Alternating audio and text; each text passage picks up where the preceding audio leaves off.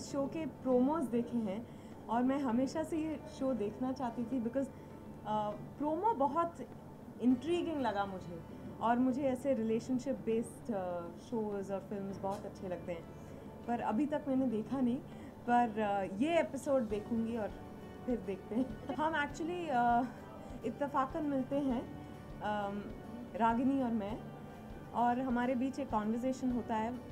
It's a beautifully written scene.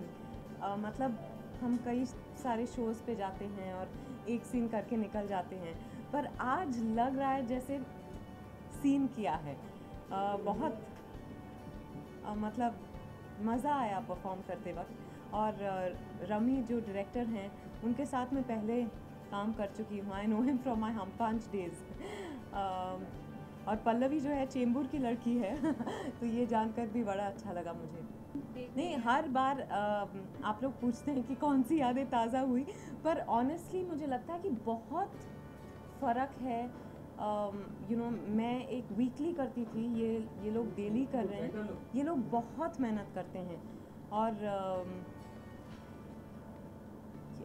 I really think hats off. उसके बाद भी ये जैसे when I met Pallavi, she looked absolutely fresh.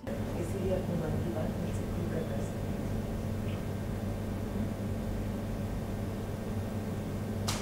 कभी-कभी अजनबियों के साथ अपनी मन की हर बात कर लेनी चाहिए।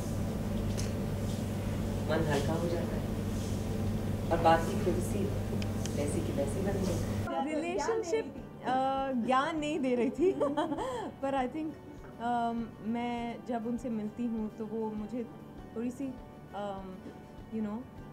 इमोशनल लगती हैं, मायूस लगती है उस वक्त, और हम एक दूसरे से बात करने लगते हैं और मैं उनको कुछ चीज़ें कहती हूँ। कई बार ऐसी ज़िंदगी में होता है कि किसी अजनबी से हम मिलते हैं,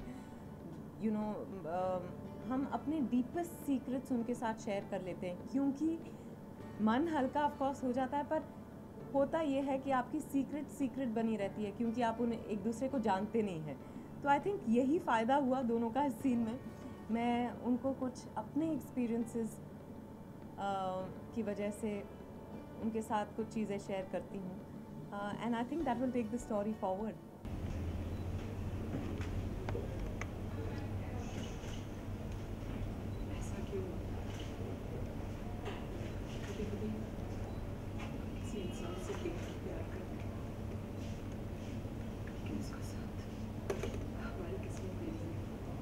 हाँ, वही मैंने जैसे कहा कि फिल्म हमारी अधूरी कहानी भी एक इंटेंस लव स्टोरी है और ये भी एक इंटेंस लव स्टोरी है, तो तालमेल बहुत अच्छा हुआ है फिल्म और ये शो के बीच।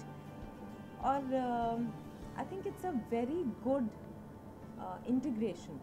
जिस तरह से सीन लिखा गया है, इट टाइज इन हमारी अधूरी कहानी एंड इतना करो ना मुझे प्यार वेरी वेल। हाँ, मेरी वसुधा की एक्सपीरियंसेस से आई थिंक उनकी कहानी पूरी होगी या नहीं पता,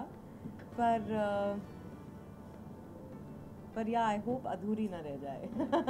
नहीं, पर एक्चुअली इस फिल्म के लिए हम बहुत कम कर रहे हैं, जितना मैंने दूसरी फिल्मों पे किया है उतना नहीं कर रहे हैं, बिकॉज हमें लग रहा है कि इस फिल्म को उस तरह से हार्ड सेल नहीं किया जा सकता। हम लोगों से ये जाके नहीं बोल सकते कि देखिए देखिए हमारी फिल्म आ रही है, देखिए एक सुर अलग है इस फिल्म की। पर इसीलिए टेलीविज़न फिक्शन शोज़ में, बहुत पॉपुलर सीरियल्स में हम इंटीग्रेशन कर रहे हैं जहाँ सही फिट बैठता है।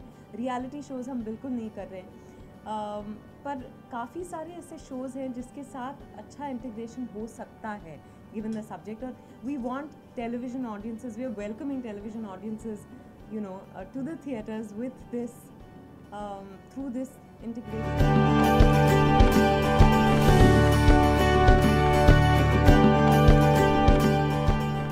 हाँ, मैंने देखा है और उसमें जो गाना है वो मैं कल रात से वही मेरे दिमाग में घूम रहा है। मैंने इनसे कहा so I wish you all the luck.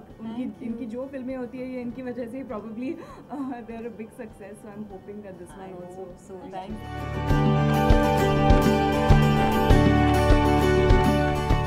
शायद ये पुरुष प्रधान समाज रहा है आज तक, शायद समाज बदल रहा है, महिला प्रधान होने वाली है, इसीलिए टीवी पर और फिल्मों में आपको वो नज़र आ रहा है।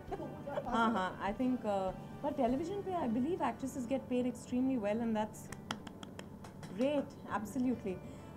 फिल्मों में बहुत अंतर है, पर मुझे यकीन है कि आने वाले वक्त में वो अंतर कम होता जाएगा, हम लोग उसके लिए लड़ेंगे ज़रूर।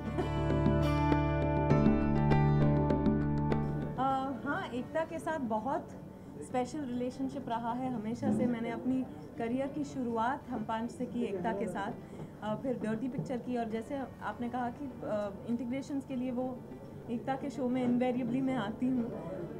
अच्छा लगता है, उनकी शोज़ अलग होती हैं और बहुत पॉपुलर भी होती हैं, तो सबका फ़ायदा होता है।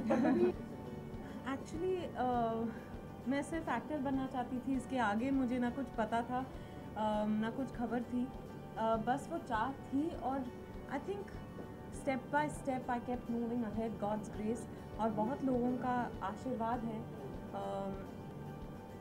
बहुत सीखा है, अच्छे लोगों के साथ काम किया है, अच्छी अच्छी फिल्मों का हिस्सा बनी हूँ मैं जितनी बार थैंक यू कह लूँ टू द यूनिवर्स उतना कम है मुझे लगता है। And I just feel very very, I feel humbled, I feel fulfilled, और उम्मीद करती हूँ कि मेरे 20वें साल में भी मैं ऐसे ही बैठकर आपको एक इंटरव्यू दे रही होंगी।